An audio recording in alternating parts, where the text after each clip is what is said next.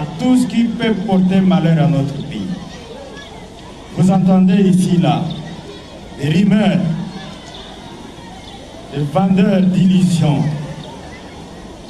Ils disent le 20 décembre, ils vont attaquer l'espace du Grand Katanga.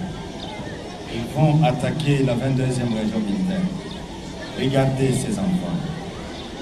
Si le 20, il y a des troubles, on n'allait plus les revoir. Regardez-vous, partout où vous êtes, s'il y a des troubles le 20, vous ne serez plus assis là. Dites à ces gens qui se trompent de l'époque, qui se trompent de moment, et que c'est un mensonge qu'ils donnent pour troubler la quiétude et la paix. Parce que aujourd'hui, moi devant tous ces officiers assis, et devant toutes les troupes que nous commandons, nous n'allons plus accepter que quelqu'un entre dans cette ville et dans le vide de tout ailleurs pour troubler la sécurité.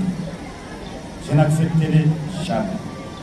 Je serai dur, très dur, plus dur que ceux qui ont commandé avant. Il n'y aura pas de blague, il n'y aura pas de parole. Évitez donc d'être complice de tous ces gens.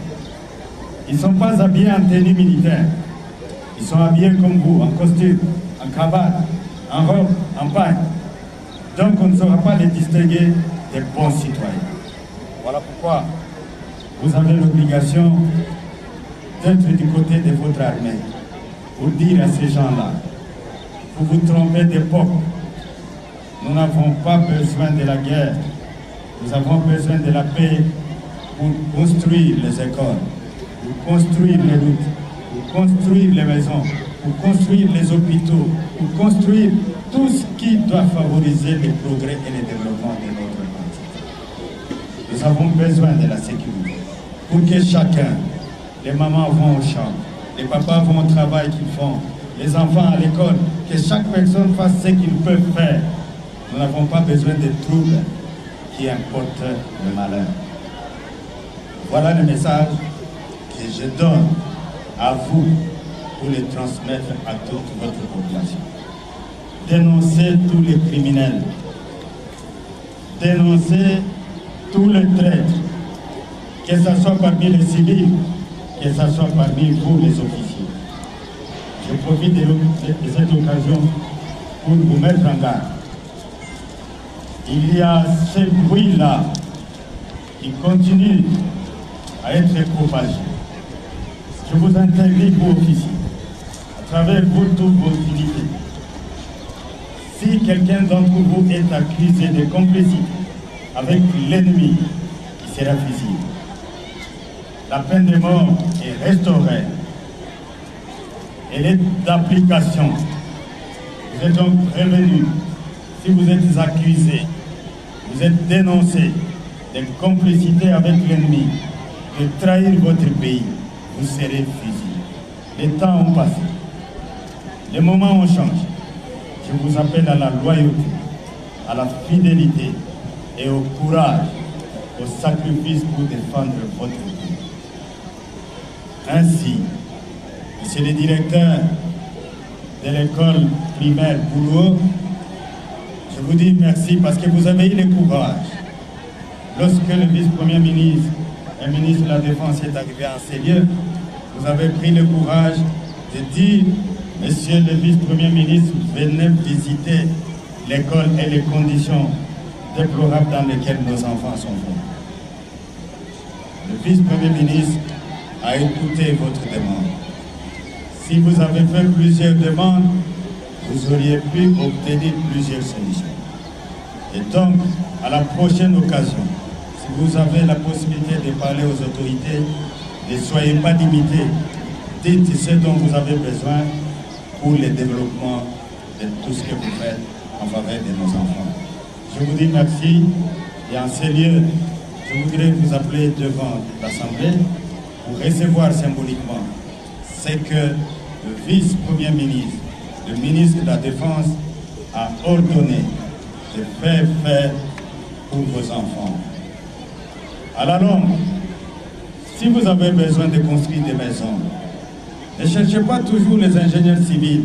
J'ai des ingénieurs civils parmi les jeunes.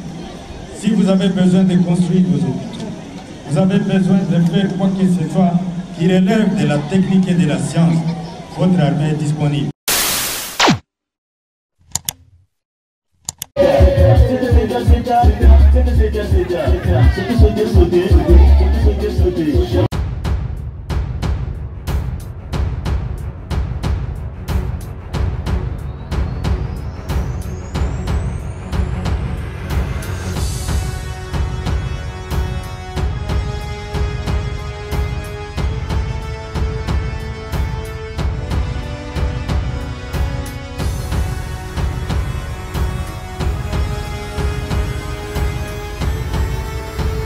Aujourd'hui, Torolobela sur la campagne de vaccination contre la fièvre jaune. Donc, campagne de vaccination contre fièvre jaune. Et ça déjà très important. Alors, Torozala Bisso Morote, Tozana invité na Bisso, na kombo ya monsieur Raphaël Kassa. Déjà, Tozoe Bako Yamba na plateau na Bisso ya Mokolo Mwalelo. Bonjour. Bonjour, monsieur l'animateur. Peut-être que la présentation n'a pas été massacré combo nayo, mais de vous-même, est-ce que vous pouvez vous présenter? Oui, nga monsieur Raphaël Nkassa, NASA superviseur chargé à communication et partenariat et agent de santé à Koulimongo. Mais c'est le superviseur. Voilà. Na combo ya Raphaël Kassa. Alors, pourquoi Kaka Kolobela sur campagne ya vaccination? Pourquoi campagne ya vaccination? Merci beaucoup, monsieur l'animateur ou les journalistes. Lelo yotozo lobela makamotali campagne ya vaccination contre la fièvre jaune. Et tu sais que la fièvre jaune est parmi les maladies à haut risque. Parmi les maladies oyo et koki ko silisa une région, un village, donc Mboka Mobimba, c'est parmi les maladies transmissibles.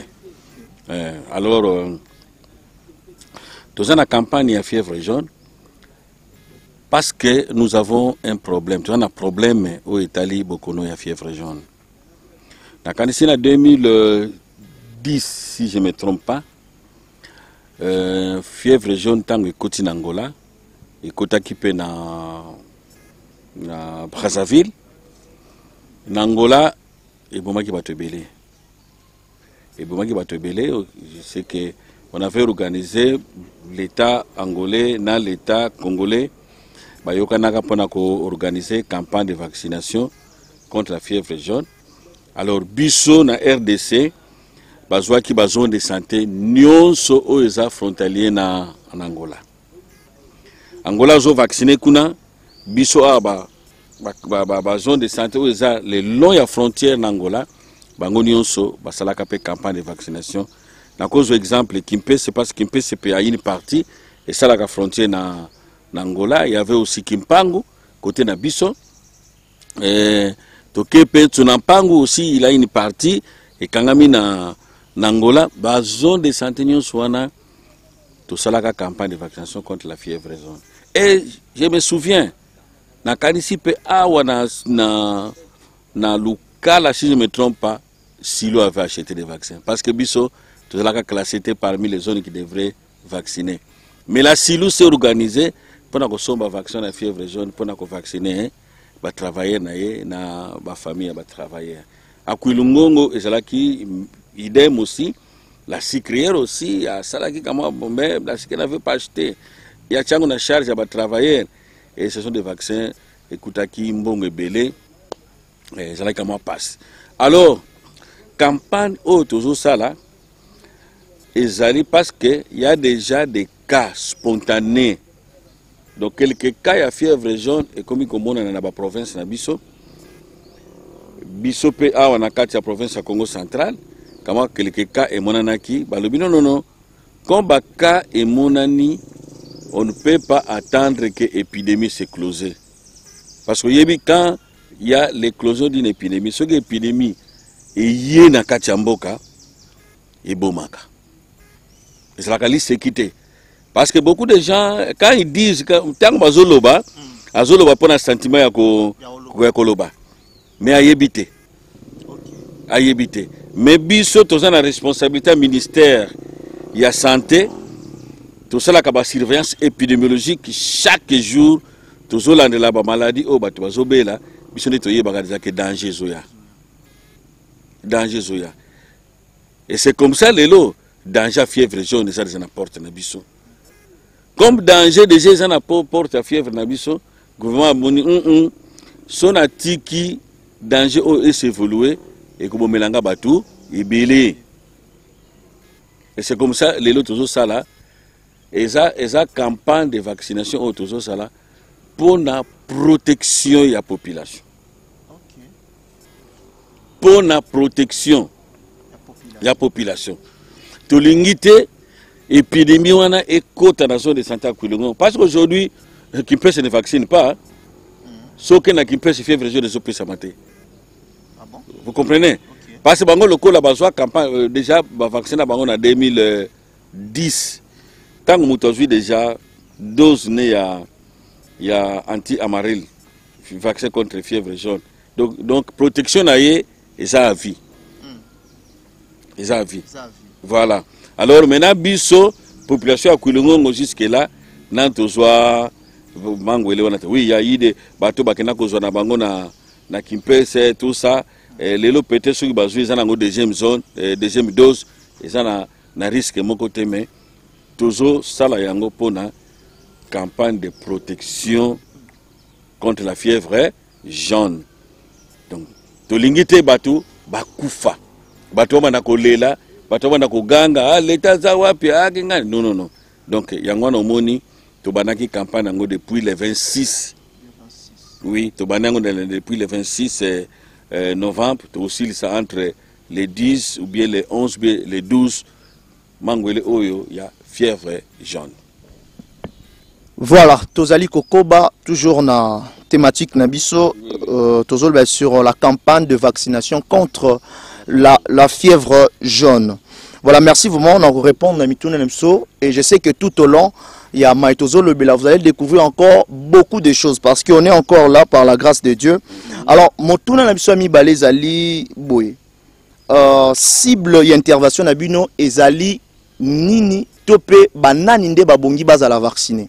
Merci beaucoup, monsieur les journalistes.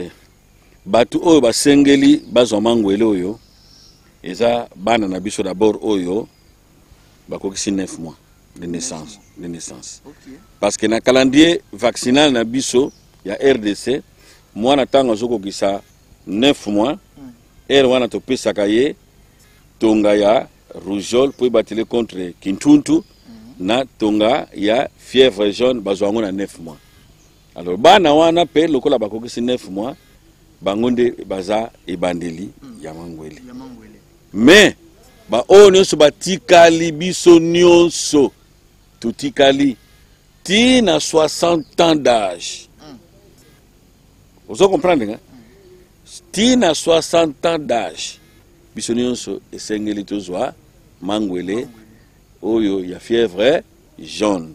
Donc ba maman, ba tata, bana, tout ça, nous sommes obligés ya kokende tous ala vacciner contre la fièvre jaune. Na ibike batebele bagolo oh ben pona nini 60 ans kaka. 60 ans kaka. Pona nini 60 ans kaka. Ba mususu pe bazana bango 62 ans, 65 ans, est-ce que bango baza éligible était? Non non non. Cela veut dire que la quantité de vaccins que l'État a en disposition à Bisso, ma tranche d'âge est de 9 à 60 ans. Pourquoi? L'AEDS, au Moningungiwana, ce qui a lingi à transmettre fièvre jaune, il y a que dans la libota. Vous comprenez? Il y a bisobatu. Ndenge to fandi boy papa, maman, il y a yeti. Ce qui a yé, a suivi Moko, Bibale, Misato, tout ça. Donc, Arolinga Kabola, fièvre jaune, na famille. Mais ce qui déjà, tous à la 6, 7, 8, 9, Mandako, et que cette personne déjà, Bazana Bango immunisé. Donc, cela veut dire que Bazana va vacciner Bango, Banticorps déjà, où il y a fièvre jaune, les gens na katanzoto na Bango. Ngungi akozwa microbe wana te pa kena kopesa na oyo aleki age akoleka. C'est comme ça to bengango na français immunité collective. Immunité collective bon na lingala eza donc eza bisono tozako tozoko mi batela bien que tozana ba papa o ba l'équipe biso na age mais ye aza plus ko attaquer ba oyo baza actif. Mais tant que biso tozana biso déjà bien protégé, moyen azwa microbe wana pa que ne peut pas koko na biso izate. Izate. OK. Donc ba c'est sans inquiéter sur ba lobi que ba ngana sana 65 ans na ke ko zwa teto. Eza na barrière te. Do mutino sa ko zwa na ye. Po ba temoso ba okanisa ke 65 a ko zwa te parce que linga kufa na ye aza non. To longola makanisi wana voilà équivoque wana. Maintenant, la cible est plus exposée parce que les vaccins, journalistes, les vaccins, tout le monde ça coûte beaucoup d'argent. Ok. Moutounio Sotan à Zomona, Topé Samangwele, Azo Seka, il dit n'importe quoi, mais il y a un coût, il y a vaccin. Et surtout, la fièvre jaune, tu ne peux pas traverser une frontière. Si vous avez vacciné. Ah bon? La fièvre jaune, tu ne peux pas traverser une frontière. Au cas que l'Angola est une frontière, ceux qui battent une carte fièvre jaune. Angola, tu vas tout na bango. Et puis c'est là où on va te taxer $50 pour la dose moko. On a dose kaka moko. Vous avez la chance. $35, $25 et 30. Dose moko wana. Naka ma fi carte na bako piso pour dire qu'il a été vacciné. Vous comprenez ça? Pour aucun Angola, aucun Brazzaville, carte wana ya fièvre jaune chose en angote, tu ne peux pas traverser. Tu ne peux pas monter dans un avion pour que kuna. Parce que ce que vous en net ba carte zo pesa ngo to minimisa ngote. Ba to ba ye ba ko bomba ba carte wana est très important. Parce que le jour où moi na yo peut-être a eu chance na ya ko voyager, comme il a été déjà à soi de sa mangwele na ya fièvre jaune. A comme ma carte même ceux qui bagoye vous que a son carte de santé internationale mais comme ba yebi déjà que hier a vacciné bako beta caché na place à fièvre jaune que les messieurs ici a zo mangwele na ye ya fièvre jaune bazuka date wana o ya zo mangwele na lukala ba teli na kati ya carte wana et puis il a l'accès de voyager partout au monde. Donc la carte wana est vraiment significative. To bon mango bien, ba to bate lango malamu pour que eko servir bisope na makambo ibele. Na makambo ibele donc to senga na ba parents vraiment carte na yo bon mango malamu. Et puis vous verrez aussi bon biloko za biloko gouvernement parce que nous na ministère de la santé nous sommes en politique tous les sommes politiciens nous sommes là et tout ça on a pas kosunga peuple pour na kobattre la peuple na bokono parce que les soki une région fièvre jaune les soki côté na boko misale ko sala nini et kokufa bato kinisu bilanga te bato kinisu parce que même la silu a kozwa yo te na musala quand tu fais la fièvre jaune tu es contaminé la fièvre jaune au côté na usine te au côté na usine te tu vas aller contaminer les autres malamu mukolo wana babimso libanda que non zonga no ndako va prendre les soins titango bonga. Donc c'est une maladie qu'on ne peut pas négliger parce que même dans le cadre de la surveillance épidémiologique, nous surveillons 4 maladies activement. Donc tu l'as maladie, on a 4 maladies chaque jour. Et ça d'abord, fièvre jaune, on a solo belalelo, tu as rougeole, tu mets ça na peko sakana nango, tu as buka buka.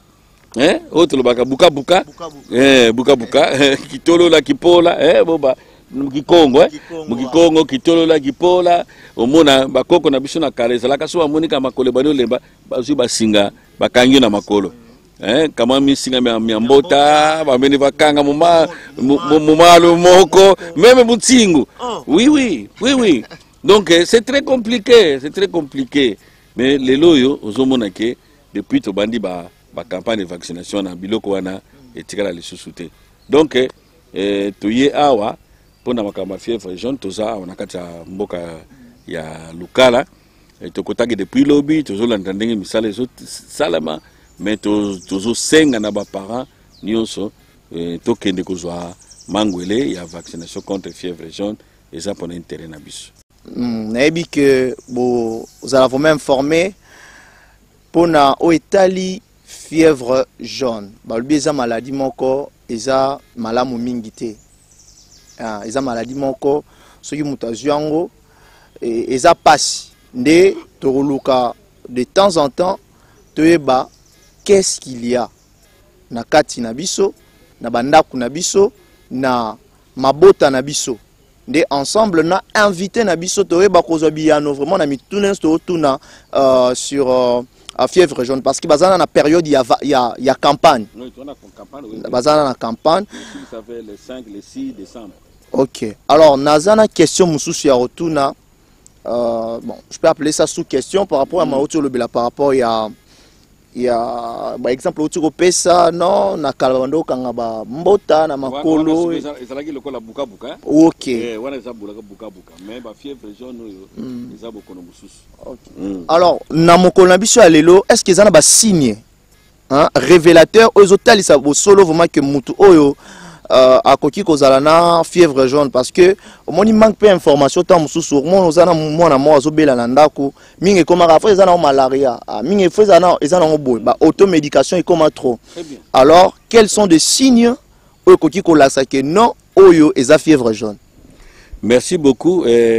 D'abord balobi et bali na fièvre. OK. D'abord balobi fièvre jaune. Donc eloko liboso eza fièvre. Fièvre wana ezalaka makasi. Fièvre wana oko melango ba kisa malaria ba kono somba soki ba kisi ni na pharmacie fièvre wana mo esila ezat et ko diminuer nango melobi ezongi et ko de plus en plus opesa ba paracétamol kingani ezo diminuer nango mais ekosala nini kama makasi ya paracétamol so esili fièvre wana ekosala nini et remonter nango juste à la fin à part fièvre akobimisa jaunisse. Donc on va bien que fièvre jaune. Donc jaune wana bokomona ngoti na misu. OK.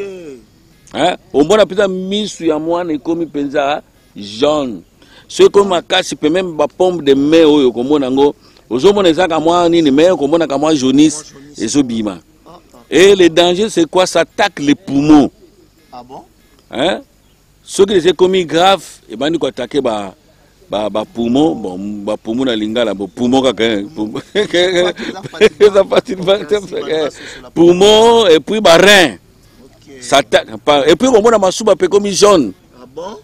Donc vraiment ba signe wana eza ba signe moko capital tango déjà to moni ba signe wana to sala ndenge nini tango to moni ba signe wana bala moko to ko investiguer. OK. Tu peux investiguer. Mais n'est que ça boye, sur la silisi émission awa, na que nous investiguer moi na moko. OK. Na kata lokala, avec na ba symptômes wana. To que nous investiguer, to tali ba sini wana, to sali ba, to communion, to komona, et puis to ko prélever makila na ye. To prélever makila na ye pour to tinda ngo na inerbe. Na Kinshasa. Maintenant c'est Kinshasa qui doit nous confirmer. Parce que le plus grand laboratoire pour la maladie oyo est à Kinshasa. Donc le système est bien placé. Bobanga na binote. Makilation na joué en lelo. Lobby fait comme à Kinshasa. Résultat après combien de semaines, combien de... Quand ça arrive déjà, Kinshasa a joué en Kinshasa, c'est un grand laboratoire. Les autres ont échangé la province, Nyon, tout ça. Au moins dans une semaine, on va vous dire que voilà le cas de Kouilungongo. Tout ça, numéro tel, le nom kingani est positif. OK. Et ça la maladie nyonso rougeole banini nyonso to prélevaka. Mais tant to prélever to tika malade ndenge wana te, on doit le mettre sous traitement symptomatique. Donc bako soigner ndenge zo présenter ba symptômes na ye ndenge wana bako soigner. Mais au fait c'est un virus et c'est un traitement. La fièvre jaune n'a pas de traitement. Donc le traitement autopsie sakawana symptomatique, nzambe so asungi zui guérison parce que la guérison est abisoté, guérison est à nzambe. Ce qui est simi nangote yepeka kamei muta desidaka. Maloto lingate batu ebele bazwa manangopo bongo tokobana koganga neti ndenge la fois passée zalaki rougeole continue lukala bana bandiko kufa makambo ebele bimakiawa o mandoki babimi tout ça. Mais tant que na mangwele to vacciner qui met ça ici nango. Donc si on comprend bien, bablom surtout incriminant affaire sorcellerie, tout ça, tous ces gens ont bon côté. Bon, nous sommes des scientistes. Bilokwana, nous sommes des scientistes papa. Biso totangi kingandi, bon, ce qui est ali qui peut-être va profiter. Bon, ils peuvent profiter aussi dans une apparition d'une maladie qui sont les biminango. Peut-être bango penamonde bango bazo profiter ko utiliser yango. Mais nous, nous sommes dans la science wana to yebi ke amwana akufina rougeole, ceux qui pris en charge yango ya malamu ali akufa na EPT. Donc tu vois que la fois passée nous avons perdu beaucoup d'enfants na kati ya mboka oyo. Mususu nzamba salaki grâce to récupérer bango bazu basoe babiki mais mususu wana bakene kaka et c'était manque à gagner pour le pays. Les losoki bana bazo kufa belé boye eza malamu te parce que to yebite bana wana balenga bazala banani. Ce sont des destinées de Dieu bakufa kamboye eza malamu te. Donc c'est pourquoi au monaka et quand il y a une épidémie vous qui dit Luyalo ka fait ministère de la santé ka fait sangolo budamuna manisa vuku kyokyo pasivo bantu bakala yema vimpi mambote pasivo bantu vuna muntu ne mavimpi ka fait kwenda ku jardin muntu vuna mavimpi ka fait kwenda sala kisala kyo ontu ka sala. Mais quand tu n'es pas mal quand tu es malade vos mavimpi nkatu tu ne sauras pas faire les choses. La maladie c'est la pauvreté. Au moins yela ka yela mais tu deviens pauvre parce que aux produits les sous-soutés. Donc nous faisons ça pour que ceux qui toujours prévenir fièvre jaune et côté dans la zone de santé ya Kouilungongo. Vraiment eza malamu mingi. Alors tout ça mutuna mosusu eza koyeba lolenge kani campagne na bino ya vaccination o ezali contre to pezali côté les mela bokono ya fièvre jaune et koyeba ko salamela. La stratégie où ils ont mise en place. Oui. Merci beaucoup. La stratégie, tout ça nango, c'est stratégie fixe avancée. Fixe avancée. Ça veut dire que fièvre jaune est batonga. Ok. Ça batonga. Et puis, ils ont des conditions où ils gérer vaccin wana. Alors, na vaccin wana, ils ont géré ngo, bato bako tambula tene to tambula ka porte à porte ni la buka tout ça. Mais bango tozo kene na ba école, tozo kene na ba centre de santé, place nyonso bako yebisa bino ke site et sa place kingani mobilisateur ko yebisa bango ke bino bato kotoyo to kende sika kingandi. Donc neti lelo na lokala lobi na monaki bato bazalaki na veto na monaki na école oya ndeke na monaki côté ya la police. Donc bato bafandi et puis population bazoya kozwa mangwele et sikawana. Donc c'est la tena bandako peut-être ba relais ou bien ba infirmier ba koleka na bandako non. Donc bazade sana ba bisika oyo ba to ponaki bokomona bango même na ba pembeni ba église na ba école na ba centre de santé ba bisika ka ezali ke même na kati ya zando ba créer pe site na bango bato bazo ya kozwa mangwele nango. Donc ce sont les parents. Maintenant biso ba parents et sengeli tokene na bana na biso esika bato bazozwila mangwele. To c'est la bango na bandako te. Parce que zeli na ndako kotikala komona munganga aya na vaccin wana te parce que eza ya tonga batonga wana il faut koyeba ko gérer yango ba déchet wana eza na ba instruction yango tozo salela yango donc eza stratégie porte à porte te mais eza stratégie fixe bazo benga bino bokene na veto bokene na hôpital kuna na suka kuna sekele hôpital la Kimpala bokene na Lulu bokene na Munzika bokende bisika nyonso bato bafandi bazopesa la mangwele bino biso bapara esengeli tokene na bisika nyonso wana potozwa mangwele tango bapesi pe mangwele kobosa na te bakopesa ba carte soki boza 6 personnes andako bakopesa bino pe 6 cartes nyonso wana ezopesa ma ya ofele na frais ya gouvernement. Voilà, et puis ça m'a offert na frais à gouvernement et je crois déjà qu'il répond à la question na tuna bino. Donc ils a traitement moko ezali et puis ça m'a gratuit offert. Ils a été coquille non futa sumbongo et tout comme ça. Ça vraiment gratuit et yo kendeka na bana na yo parce que biloko nyonso même ba seringue wana nyonso bazo pesa wana eza ya l'état. Mutu moko ta ko pesa falanka pona ko futa eloko wana lobake volonté na yo lobike na ko kende te mais tamba yo ko sala contrôle wana ceux qui campagne sili wana la sous faute na biso te parce que même na réunion ya plaidoyer to zalaka kuna na réunion comité de sécurité tant to yaka to lobela makambo nyonso wana to zala na bato ba les différents services ya sécurité ba yebi bazola na ndenge campagne zoleka tozo senga pena ba chef de quartier ba s'imprégner ba chef d'avenue ba s'imprégner ba yeba ndako nini bazuité parce que c'est très important pour na ko sécuriser population na biso parce que lelo tozo sala yango bato mosusu bazaka pe bateti quoi hein ils disent n'importe quoi biso to ba yango ba rumeur ou ba infodémie motunyo safandi sika zali azobimisa makambo eza nango na sens te. Il n'est même pas infirmier, il n'est même pas docteur, il n'est même pas munganga. Mais vous voyez que le bah mangwele wana isala kaboye, esongi saka boye, ah ça na notion mon côté, na kambetali mangwele. Mais le jour il tombera malade, abandi ko yepa na biso. Donc c'est ça. Nous sommes là pour tout le monde. Batu wana petolingi bango. Tango yo monique ozana question ko poser biso, ya ko poser biso parce que biso ne ba technicien. Munganga kabuta ko yebiso ko nini wana vaccin.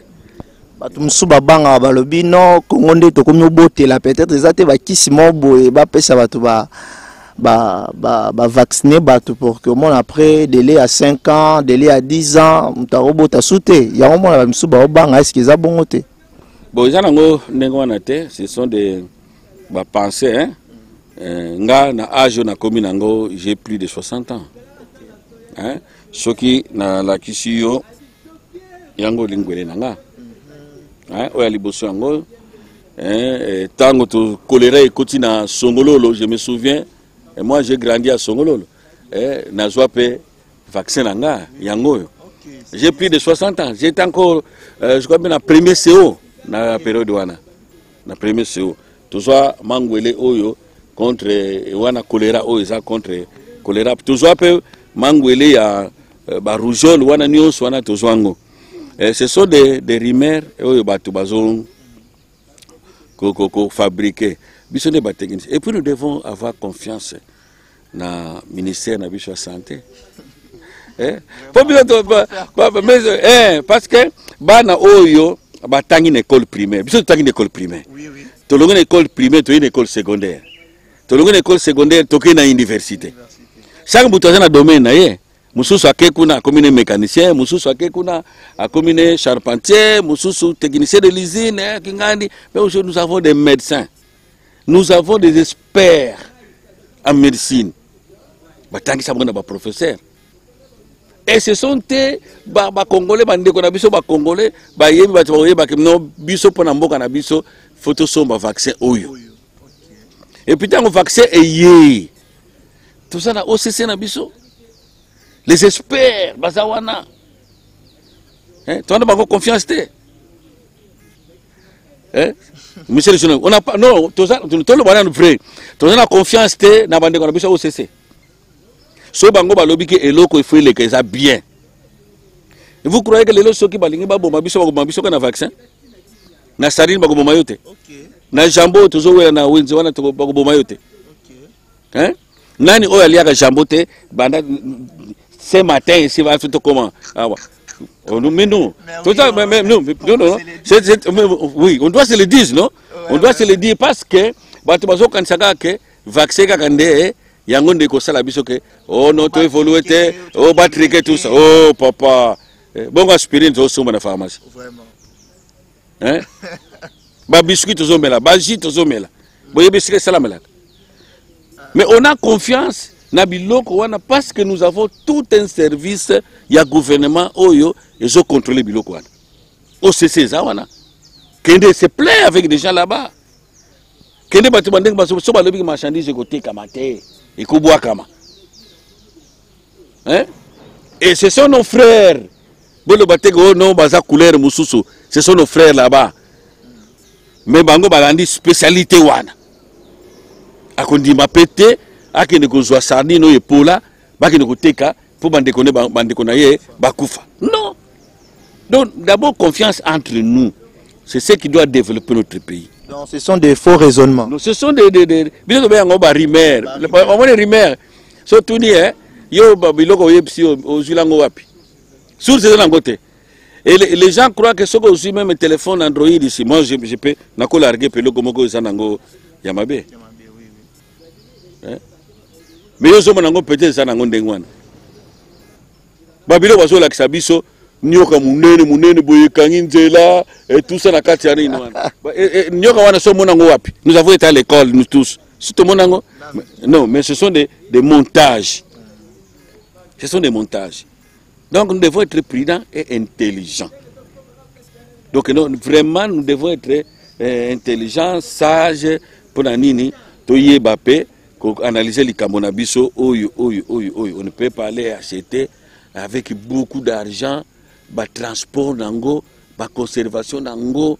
Papa c'est omoni vaccin pour utaka kakuna ba fabricant pour y atina RDC et ça facilité. Mais ba condition il y a conditionnement, il y a transport, et ça facilité. Et ça, quand on a un conservant, on peut comment et battre un état normal. Et c'est beaucoup d'argent. Vous voyez? Et tant que tu vas somber quand on a pris le ngongo, bango battre là, bango dose, $15, $26, entre $26. Il y a même des papas basala 3 mois, 4 mois, ils m'ont débité. Oui, parce que si à lobby, nous va travailler, vous avez mangoué wana ko katambongo. 3 mois à gagner l'art pour aller bana et puis il faut garantir musala na yo pour longa musala. Donc c'est ça dans l'ensemble tous à côté wana te mettre au sengi et ça exemple toujours joie en passant tout ça. Et puis vous allez voir les images. Vous allez voir dans les images, il y a lancement campagne de vaccination. Beaucoup de monde a image d'abord le chef de secteur s'est fait vacciner. Ah bon? Parce que chef de secteur c'est la première personne à soi qui mangolé na kata image wana. Au moins la deuxième personne à soi qui mangolé na kata image wana et ça médecin chef de zone docteur Jean Denis. Et puis beaucoup de monde troisième nani le sous-préfet Mbelekelevo. Mukonza ba école le ministre il y a éducation le PST Mbanzangungu 2 il est là bokomona ye wana zozwa vaccin wana bokomona ba sécurité même le président il y a ba sécuriste tout ça vous verrez là-bas le chef du village azui mangolena ye mkutu azola baka ndaka ba kwa ndi komantadi di ngali za mukonza mboka sina zui ce qui déjà biso ba professionnel de santé tozo zwango. Ce chef de secteur a joué, mais ce chef de zone a joué. Le sous-préfet de Mbelekelevo a joué. Sigoni. Ni bango wana bazo bango kokufate. Tu sois qui ango ya Covid. Ngaku tunazwa soki combien de doses mobimba ya Covid wana. On est là. Donc tu vois les gens bon, et ça faut na bango ils peuvent toujours dire ça mais nous sommes là. Il faut recadrer, dire na bango tout ça. Et puis, ce n'est pas des techniciens. ngana ko kino corriger maçon te. Maçon. Ngaso na tonga ndako zéro besoin des maçons. Wa yebi musala na ipo ngaso lobi na ngana tonga ndako nako wana ngate. Na yebi tina ko bandela wapi? Za profane. Na za profane. Za domaine. O mutu kana biso ekufi o momba monte to tambala nango. Il faut un mécanicien ya ko sala yango. Tu futi mbongo na biso. Mais si ko biso ba minga nga soto lobi ka to pesa mutu no. Oh non, c'est-à-dire tala no makamba mpilingo. Mais tango ko yela yo oyena yo para biso. Donc voilà. Voilà, merci vraiment. To kende lentement ici vraiment. To kende vraiment na suka. Na yebi ke ya moto ya DG ici elobami. To komi vraiment ko kende na suka. Alors, to zwana quelques images oyo yamboke to continuer avec quelques questions o itikal na biso. Voilà. Ah wa, to zwana ba image oyo.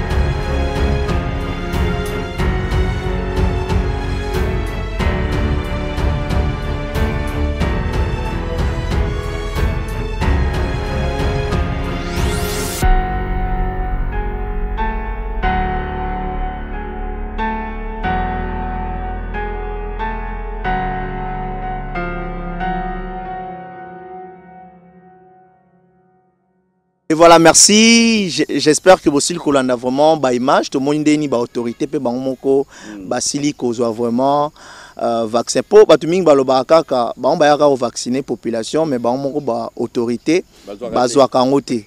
Mais tout le monde pe na Covid-19 l'exemple il y a chef de l'État son excellence Félix Antoine Tshisekedi Tshilombo azwaki pe na cadre exemple mbeto tout le monde a pe na cadre ya vaccination contre la fièvre jaune to moni pendeni ba konzi ba silivuma kozwa mangolé na bango. Alors motuna monsieur Zali okoki lo banini parce que to okene vraiment na suka okoki lo banini pona bande ko mususu o bazo décourager bato pe ba parents mususu baza réticents contre mangwele oyo ya fièvre jaune. Okoloba vumani. Bon, ngana koki koloba mangwele eza pona biso. Mangwele yango ezo salake ezo batela biso. Ba o bazana ba comportement wana totika yango pasana ngone importance mo côté. baye bango ke baza na confiance na gouvernement na biso moko. Parce que ceux qui ont confiance dans le gouvernement et dans le conduit à Bissomoko, ils ont malamu te. Donc tous on a confiance que eux union toujours joie, ils ont pas protéger Bisso. Alors bah eux peut baser na système ya kinokolo baka makambo zanga tina. Baye bango ke mboko yo ezotambola na mibeko. So ko ino na maboko ya l'État, en tout cas wana za faute na Bisso te. Bisso to sambisa kana Bisso te. To lobaki Bisso za Bisso politique. Mais bah au basambi sakapé baza tozana bango bomoni bango le chef de secteur azana kati ba commandant de la police ba ner nyonso ba yebi makambo oyo tango bazo na infraction wana ko benga bisoté po bisoté yana bisoté ukela ko mona bisoté mais ce n'est pas conviction na bisoté to lingi na bisoté ke bato bakangama po bisoté za wana pour la population bazala en bonne santé parce que la santé n'a pas de prix. La santé n'a pas de prix. Na domaine de la santé, tu as na soins curatifs, tant que tu as beli, et balamoko, tu soigner. Mais tu as na soins préventifs. Les soins préventifs, yango ezalaka mangwele, tu as ça, vitamine A, bakisa banyama, tout ça, parce que ne tu as boye, surtout si c'est campagne, tu as sur la campagne à Bukabuka. So si campagne à Bukabuka, tu as sur la campagne kisha banyama pas bana na biso.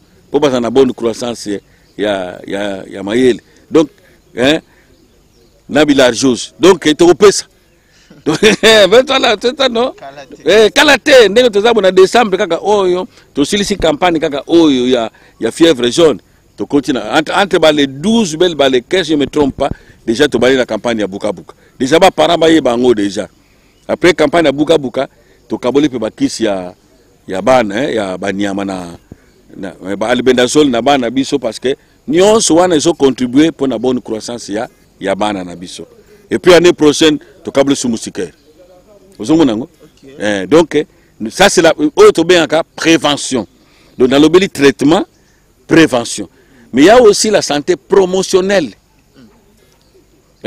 la santé promotionnelle yango to sala bino na biso toujours ça la santé promotionnelle. Donc, toujours promouvoir, toujours l'accès pas bateau, toujours teya bateau, pour bateau basana makanisa mabete na mituna bango. Donc voilà, le lengeni ni biso to tambola. Donc toujours na soins curatifs, toujours na soins préventifs et toujours na soins promotionnels. Et puis nous avons la surveillance communautaire. La surveillance aux alakake, toujours l'andela. Ah kaya rougeole, ah kaya fièvre jaune, ah mona moka beli buka buka kuna. Ah, c'est ça la surveillance. Donc voilà, c'est 4 domaines wana yango et ça la question y na bureau chaque bateau basa na domaine na bango oyo bazolandela. Voilà, nous sommes vraiment arrivés vers la fin. Alors motuna biso ya kosuki ça ezali akoyeba est-ce que ça a des conséquences une fois que moto azui vacciné? Est-ce qu'il y a des conséquences ou pas? Vacciné, est-ce qu'il y a des conséquences ou pas? Parce qu'il y a que en vrai dire, ils ont vraiment un traitement. Ils ont vraiment un traitement. Alors, na mutuso azuangote que désavantage, tout avantage, parce qu'il y a d'autres gens de Toto Loba juste là, ils ont raison. Et vous, en tant que professionnel de santé. Qu'est-ce que vous pouvez dire là pour éclairer l'antenne ya bandeko baolanda biso? Merci beaucoup. Cela veut dire que au moins la tranche d'âge oyo to ciblé ceux qui déjà famille moko ezuité et comme le cola noyau. OK, donc à partir de famille. OK. Famille wana ezuité et comme noyau. Et un jour kuna ndeko bimela. Très bien. Kuna ko bimela. Et puis tant que bima na kati ya mwana oyo aza non vacciné, ezalaka toujours grave. Ezalaka toujours grave. Un enfant vacciné, à cause de la fièvre jaune, moko boye, mais il va à l'école et puis c'est difficile. Bisaka otokoyi c'est bien que oyo eza dérivé à fièvre jaune. Et pas là il ça de l'autre côté. Et comme il peut na kufa te. Mais les enfants non vaccinés, ils ko bomaye. Et comme une forme grave, akowana kolamuka te abanokende classe te nyonso po bozala na hôpital kuna. C'est ça le risque. Mais maintenant, nous sommes en train de faire une protection collective. Ce qui biso nyonso tozwi na biso eza sécurité ya mboka na biso mobimba. Nena yebisi bino ke soki déjà mutu azwa na ye vaccin fièvre jaune. Bon, nga sona zona nga déjà vaccin fièvre jaune. Donc nabangela yango souté. Lelo soki ye je peux encore avoir une deuxième dose. Mais na yebi déjà immunisé donc et ko ya ko renforcer ka immunisation na ngai. Vous voyez? Mais ce que je veux dire, dose moko wana ka so tu es immunisé à vie. Immunisé à vie. Immunisé à vie. Donc, vraiment, pardon, donc, la protection, protection jusqu'à, donc, durant la vie, non? Donc, vous l'avez aussi dans Kalava, Vanzayaï, vous êtes protégé parce qu'on va y a fièvre jaune. Donc, ils ont un problème, ils ont un conséquent, il y a peut-être tout ça. Nous avons déjà combien de jours depuis Tobandi? Oyo, 4e jour. Depuis Tobandi, 4e jour. Nato yuko na biso tebano bazui mangwele wana ya ça rien. Et ça vaccin moko eza kitoko et ça na ba effet. Peut-être effet cause à la place à jouer comme moi tonga et ça là comme moi passe ba mususu à défaut pego koti na nzoto et ko vimba muke mais so moni ke vimbi kama muke. Quel est le centre de santé? Tu as en charge. Le problème est ça.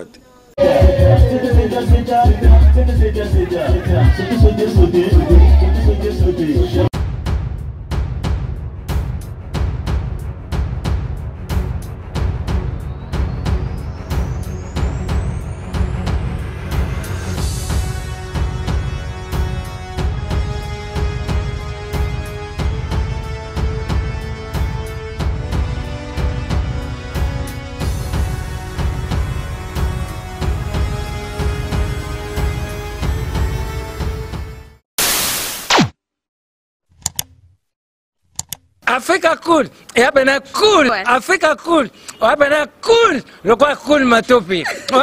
Après toujours,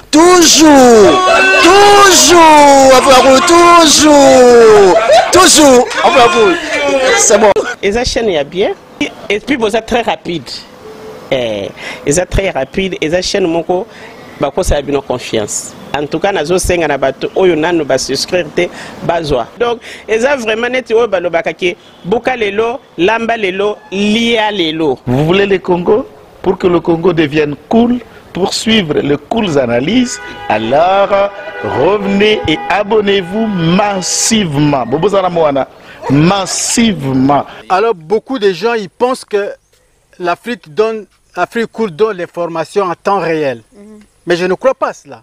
C'est-à-dire l'Afrique cool donne l'information en temps réel et en temps chirurgical. Si tu ne suis pas, tu as la crise cardiaque. Qu'est-ce que tu penses de l'Afrique cool? C'est PPL. Africa Cool, c'est la destination de prédilection pour une communication optimale. Longo Dianabino Mama. Africa Cool Télévision est une chaîne qui est en train de réunir toutes les tendances. Donc les chrétiens s'y retrouvent, les païens s'y retrouvent, les politiciens s'y retrouvent, les femmes ménagères s'y retrouvent. Donc Eza Eloro Nabiso, to sepe la ranango, yango chaque fois son aïe na Kinshasa, il faut namona Africa Cool. Et au monde de la chaîne Oza impartial. Et le rôle de Babino, vous méritez le soutien de la population ainsi que des institutions complètes. Bisognoso, tous s'abonner à Afrique Cool. Afrique Cool, oyo. Zengo, Afrique Cool, merci beaucoup, l'idée. Non, je remercie en tout cas Africa Cool, leur support et on leur souhaite bonne chance pour la suite. On leur souhaite le plein succès. I'm coming from Johannesburg. I'm one of the subscribers of Africa Cool. This is a great channel. You watch news that are very fast. I would like to ask everybody to subscribe and then stay tuned. Thank you very much. Placer un petit mot par rapport à la récompense Oyo. Ah, je félicite très sincèrement Africa Cool. Voilà. Je n'avais pas opéré le mauvais choix. Voilà. J'avais recommandé, je me rappelle que je disais que c'était une destination de prédilection pour une communication optimale d'excellence. Voilà. Nazanga Mogote Tala. YouTube yemoko à reconnaître que napona qui m'abete au moni ba choix to salaka ba réflexion to salaka tikala kaka abonné à Africa Cool tikala comme ça to partage bravo Africa Cool merci beaucoup bravo bino mutubo s'abonner parce que trophée ezali ya bino ezali partagé moi je me sens aussi copropriétaire il y a prix Oyo. Bravo Africa Cool. Merci beaucoup.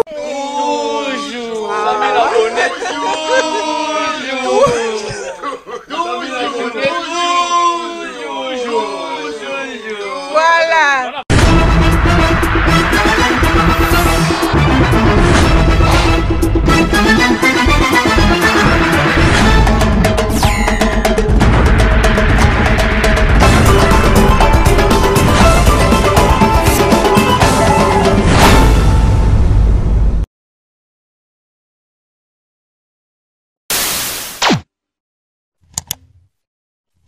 Africa Cool, et abena cool, Africa Cool, abena cool, le quoi cool ma topi.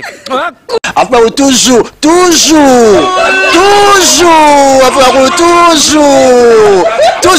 enfin, c'est bon. Et ça chaîne est bien, et puis vous êtes très rapide.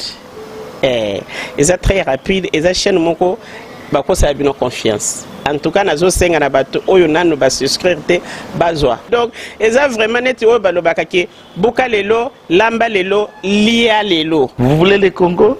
Pour que le Congo devienne cool, pour suivre les cools analyses, alors revenez et abonnez-vous massivement. Massivement. Alors, beaucoup de gens ils pensent que l'Afrique Cool donne l'information en temps réel. Mais je ne crois pas cela. C'est-à-dire l'Afrique Cool donne l'information en temps réel et en temps chirurgical. Si tu ne suis pas, tu as la crise cardiaque. Qu'est-ce que tu penses de l'Afrique Cool? C'est PPLN. Africa Cool, c'est la destination de prédilection pour une communication optimale. Africa Cool Télévision est une chaîne qui est en train de réunir toutes les tendances. Donc les chrétiens s'y retrouvent, les païens s'y retrouvent, les politiciens s'y retrouvent, les femmes ménagères s'y retrouvent. Donc Eza Eloro na biso to sepela ranango, yango chaque fois son aye na Kinshasa, il faut namona Africa Cool. Et au monde de chaîne Eza impartial. Et le rôle de Babino, vous méritez le soutien de la population ainsi que des institutions complètes. Biso nyonso to s'abonner à Africa Cool. Africa Cool oyo. Zengo. Africa Cool, merci beaucoup leader. Non, je remercie en tout cas Africa Cool, leur support et on leur souhaite bonne chance pour la suite. On leur souhaite le plein succès. I'm coming from Johannesburg. I'm one of the subscribers of Africa Cool. This is a great channel. You watch news that are very fast. I would like to ask everybody to subscribe and then stay tuned. Thank you very much. Placer un petit mot par rapport à la récompense Oyo. Ah, je félicite très sincèrement Africa Cool. Voilà. Je n'avais pas opéré le mauvais choix. Voilà. J'avais recommandé, je me rappelle que je disais que c'était une destination de prédilection pour une communication optimale d'excellence. Nazanga Mogote Tala, YouTube Yemoko à reconnaître que napona qui m'abete. Au moni ba choix to salaka, ba réflexion to salaka. Tikala kaka abonné à Africa Cool. Tikala comme ça to partage. Bravo Africa Cool. Merci beaucoup. Bravo bino mutubo s'abonner parce que trophée ezali ya bino ezali partagé. Moi je me sens aussi copropriétaire il y a prix Oyo. Bravo Africa Cool. Merci beaucoup.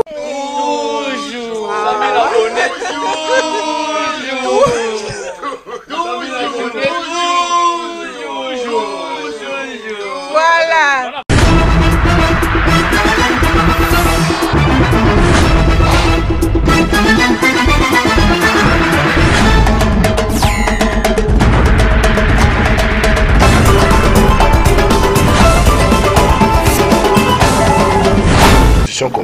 Biso nyonso to s'abonner à Africa Cool. Africa Cool oyo. Zengo. Africa Cool, merci beaucoup leader. Non, je remercie en tout cas Africa Cool, leur support et on leur souhaite bonne chance pour la suite. On leur souhaite le plein succès. I'm coming from Johannesburg. I'm one of the subscribers of Africa Cool. This is a great channel. You watch news that are very fast. I would like to ask everybody to subscribe and then stay tuned. Thank you very much. Un mot placé, un petit mot par rapport à la récompense Oyo. Ah, je félicite très sincèrement Africa Cool. Voilà. Je n'avais pas opéré le mauvais choix. Voilà. J'avais recommandé, je me rappelle que je disais que c'était une destination de prédilection pour une communication optimale d'excellence. Voilà. Nazanga Mogote Tala, YouTube Yemoko à reconnaître que Napona qui m'a bêté. Au moins, il y a un choix to salaka, ba réflexion to salaka. Tu as abonné à Africa Cool. Comme ça, tu partages. Bravo Africa Cool. Merci beaucoup. Bravo Bino. Tu peux s'abonner parce que trophée Ezali à Bino. Ezali partagé. Voilà. Moi, je me sens aussi copropriétaire. Il y a un prix Oyo. Voilà. Bravo Africa Cool. Merci beaucoup. Toujours.